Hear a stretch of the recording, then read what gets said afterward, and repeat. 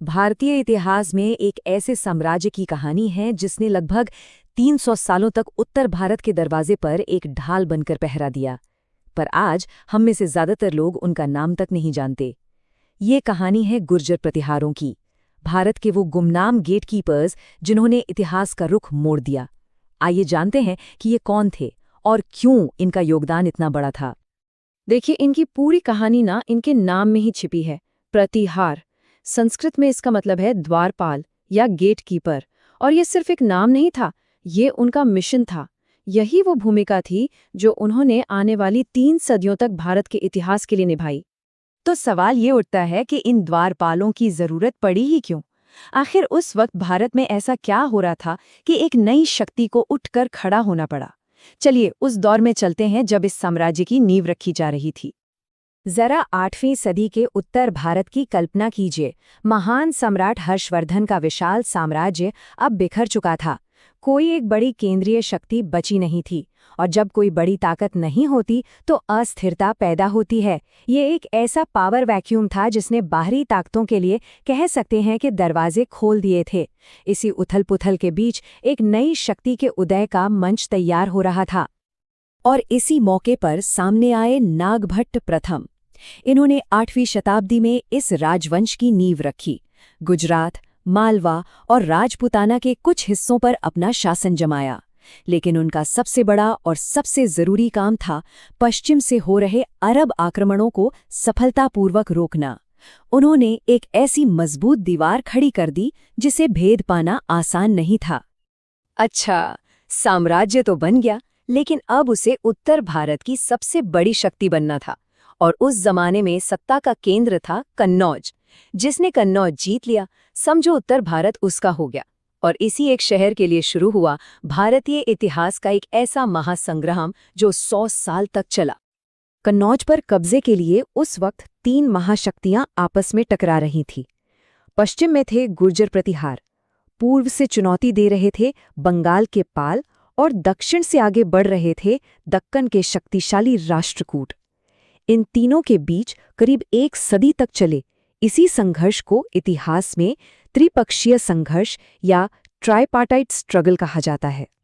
तो इस जंग के 3 बड़े खिलाड़ी कौन थे? एक तरफ थे वत्सराज और नागभट्ट द्वितीय जैसे गुर्जर प्रतिहार शासक। दूसरी तरफ थे पूर्वी भारत के पाल राजा धर्मपाल। और तीसरी, शायद सबसे खतरनाक ताकत, थे दक्षिण के राष्ट्रकूट, जिनके राजा थे ध्रुव और गोविंद तृतीय। इन सब की नजरें सिर्फ एक ही इनाम पर टिकी थीं, कन्नौज। सोचिए, पीढ़ियां गुजर गईं, कई राजा आए और चले गए, लेकिन ये लड़ाई चलती रही। और लगभग 100 साल की अनगिनत लड़ाइयों के बाद आखिरकार जीत हुई गुर्जर प्रतिहारों की। उन्होंने कन्नौज पर अपना परचम लहराया और उसे अपनी राजधानी बनाकर उत्तर भारत के सबसे बड़े सम्राट बन गए। कन्नौज जीतने के बाद गुर्जर प्रतिहार साम्राज्य अपने सबसे शानदार दौर में दाखिल हुआ। और इस सुनहरे दौर का सबसे बड़ा नायक था एक ऐसा राजा जिसका नाम आज भी इस साम्राज्य की पहचान है, मिहिर भोज। उनकी ताकत का अंदाजा इस बात से लगाया जा सकता है कि उनके विरोधी उनके बारे में क्या लिखते थे। अरब यात्री अल-मसूदी ने लिखा है, प्रतिहारों के पास बेशुमार फौजें हैं और पूरे भारत में किसी राजा के पास उनसे बेहतर घुड़सवार सेना नहीं है। जब आपका विरोधी आपकी ताकत का लोहा माने तो ये सबसे बड़ा सबूत होता है। मिहिर भोज के शासनकाल यानी 836 से 885 ईस्वी के दौरान साम्राज्य सच में अपने चरम पर था। इसकी सीमाएं उत्तर में हिमालय से लेकर दक्षिण में नर्मदा नदी तक फैली हुई थीं। राजधानी कन्नौज सिर्फ सत्ता का ही नहीं बल्कि कला और संस्कृति का भी बड़ा केंद्र बन गया। मिहिर भोज खुद भगवान विष्णु के परम भक्त थे और उन्होंने आदि वराह की उपाधि भी धारण की थी। उनके राज में शानदार मंदिर बने और कला को खूब बढ़ावा मिला। और उनकी ये विरासत आज भी हमारे सामने है। ओसियान और अबनेरी के मंदिर हों या ग्वालियर के किले में मौजूद तेली का मंदिर, ये शानदार इमारतें आज भी पत्थरों में उकेरी हुई उनकी महानता की कहानी सुनाती हैं। लेकिन इतिहास का एक सीधा सा नियम है, हर उत्थान का एक पतन होता है। अब वो वक्त आ रहा था जब भारत की ये मजबूत ढाल, ये द्वारपाल, खुद कमजोर पड़ने लगे थे। चलिए देखते हैं कि साम्राज्य की ये मजबूत दरवाजे आखिर टूटे कैसे। देखिए, इतना बड़ा साम्राज्य एक दिन में खत्म नहीं होता। पहली बड़ी चोट लगी 915 ईस्वी में, जब राष्ट्रकूट राजा इंद्र तृतीय ने उनकी राजधानी कन्नौज पर ही हमला कर उसे तहस नहस कर दिया। इस एक हमले ने साम्राज्य की कमर तोड़ दी। इसके बाद हमले बढ़ते गए और 1018 में जब महमूद गजनवी ने एक कमजोर हो चुके कन्नौज पर हमला किया तो उसने ताबूत में आखिरी कील ठोक दी और आखिरकार 1036 ईस्वी के आसपास यशपाल नाम के आखिरी शासक के साथ इस महान वंश का अंत हो गया।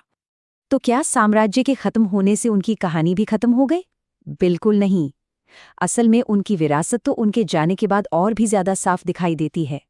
चलिए देखते हैं कि गुर्जर प्रतिहार अपने पीछे क्या छोड़कर गए।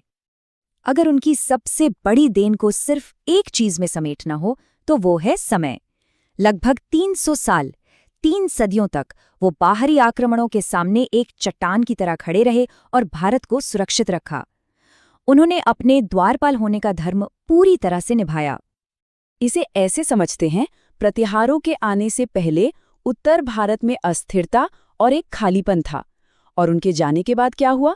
उन्हीं के सामंत यानी चौहान, चंदेल और परमार जैसे शासक स्वतंत्र हो गए और अपने अपने राज्य बना लिए।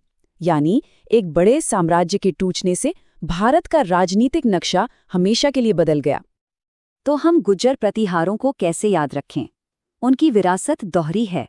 एक तरफ वो महान योद्धा थे जिन्होंने इस उपमहाद्वीप की रक्षा की, और दूसरी तरफ वो कला और संस्कृति के संरक्षक भी थे। वो सिर्फ द्वारपाल नहीं थे, बल्कि एक पूरे युग के निर्माता भी थे।